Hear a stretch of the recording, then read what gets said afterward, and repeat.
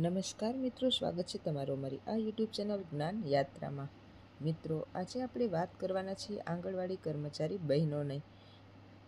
તો ગુજરાત હાઈકોર્ટ દ્વારા ગત 20 ઓગસ્ટ 2025ના રોજ એક અત્યંત મહત્વપૂર્ણ ચુકાદો આપવામાં આવ્યો હતો, જે અંતર્ગત ગુજરાત હાઈકોર્ટનો જે 20થી 30 ઓક્ટોબર 2024નો છે સિંગલ બેચ જજ દ્વારા જે ચુકાદો હતો, જેમાં કર્મચારીઓને રાજ્ય સરકારના કર્મચારી જાહેર કરવા સાથે લઘુત્તમ વેતન જે છે તે જાહેર કરી આપવું અને સાથે જે છે તે અન્ય લાભો જે છે તે પણ આપવાના મહત્વનો ચુકાદો આપ્યો હતો. વાત કરીએ સરકાર દ્વારા આ ચુકાદાને ડિવિઝન બેન્ચ એટલે કે ડબલ બેન્ચ જજમાં પડકારવામાં આવ્યો હતો અને ડબલ બેન્ચ દ્વારા જે પણ છે તે ચુકાદાને અનામત રાખવામાં આવ્યો હતો.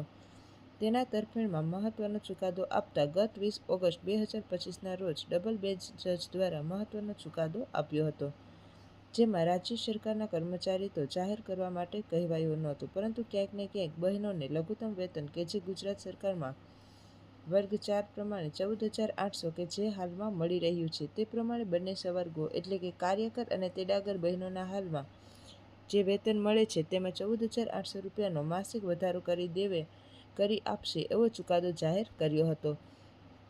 ત્યારબાદ આજે હવે લગભગ 20 દિવસનો સમયગાળો વીતવા છતાં પણ ગુજરાત સરકાર દ્વારા કોઈપણ પ્રકારનું આ બાબતને લઈને બયાન આવ્યું નથી, તેમજ ગુજરાત સરકારે કોઈપણ જાતની આ વાતને લઈને જાહેરાત કરી નથી. ગત 10 ઓક્ટોબર સુધી મળતા ચોમાસુ સત્રમાં પણ વિધાનસભામાં આ મુદ્દાને લઈને કોઈ ચર્ચા ગુજરાત સરકારે કરવાની ટાળી હતી.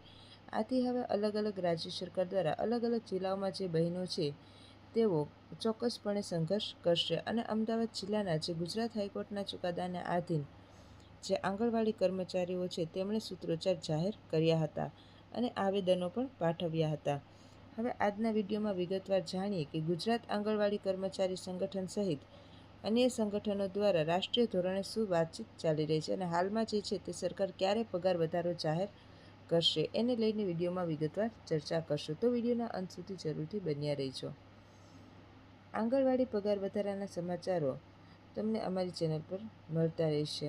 સરકારના દ્વારા આગામી 6 મહિનામાં એટલે કે 28 ફેબ્રુઆરી 2026 સુધીમાં ગુજરાત રાજ્યના મહિલા અને બાળ વિકાસ વિભાગના નેજા હેઠળ ICDS પ્રોજેક્ટમાં કામ કરતા બંને સંવર્ગો એટલે કે કાર્યકર અને તેડાગર બંને બહેનોને જે હાલમાં જે મહિને માનદ વેતન મળે છે તેમાં 14,800 રૂપિયા જે છે તે માનદ વેતન કરી આપવામાં.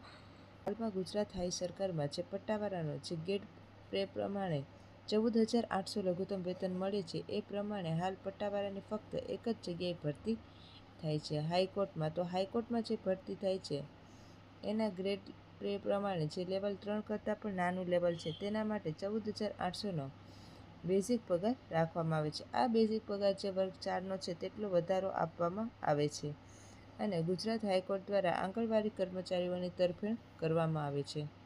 ત્યારબાદ એના જે સંગઠનો છે ગુજરાત કર્મચારી સંગઠન સહિતના અન્ય સંગઠનો દ્વારા તેમજ રાષ્ટ્રીય ધોરણે all India federation of anganwadi workers તેમજ હેલ્પર દ્વારા આંગણવાડી કર્મચારીઓને કાયમી કરવા તેમજ તેમને સરકારી નોકરિયાત તરીકેનું લઘુત્તમ વેતન આપવાને લઈને વાત જાહેર કરવામાં આવી હતી. ગુજરાત હાઈકોર્ટ દ્વારા 20 ઓગસ્ટ 2025ના રોજ આંગણવાડી કર્મચારીઓ માટે ચુકાદો આપવામાં આવ્યો હતો, તેનો તરત અમલ કરવામાં આવ્યો હતો. આ સંદર્ભે ભોજનનો દર પણ એક ટાઈમ અપાતા બંધારણીય આંદોલન કરવાની ચીમની છે તે બહેનોએ ફરીથી ઉચ્ચારી છે. એટલે કે જો સરકાર દ્વારા આગામી 6 મહિનામાં આ બંને બાબતોને લઈને કોઈપણ જાતનો ચુકાદો નહીં આપવામાં આવે તો આંગણવાડી કર્મચારીઓ જે છે તે ફરીથી આંદોલન કરશે અને તમામ જિલ્લાઓમાં હવે આવેદનપત્રો કલેક્ટરો અને મામલતદારોને જે છે તે આંગણવાડી બહેનો આપવા લાગી છે, કારણ કે ગુજરાત હાઈકોર્ટનો ચુકાદો આપ્યા છતાં પણ સરકાર મૌન છે અને એક પણ શબ્દ બોલી રહી નથી. તો વિધાનસભા જે ગુજરાત વિધાનસભામાં 3 દિવસીય ચોમાસુ સત્ર મળ્યું હતું, હાલમાં ચાલી રહેલી 15મી વિધાનસભાનું 10મું સત્ર, જેમાં પણ ગુજરાત સરકાર અને ગુજરાતની મહિલા અને બાળ વિકાસ મંત્રી દ્વારા આ બાબતે બોલવાનું ટાળવામાં આવ્યું હતું અને ક્યાંક ને ક્યાંક સરકાર નવો નિર્ણય લેવા પર તત્પર છે. તો હવે કયા નવા નિર્ણય લેશે અને હવે આંગણવાડી કર્મચારીઓ જે છે તે દિવાળી પહેલાં કર્મચારીઓની માંગણી પૂરી કરે છે કે નહીં, તે સ્વીકારે છે કે નહીં, તે જોવાનું રહ્યું. તો આવા જ નવા વિડીયો સાથે ફરીથી મળીશું. ત્યાં સુધી જય હિન્દ, જય ભારત.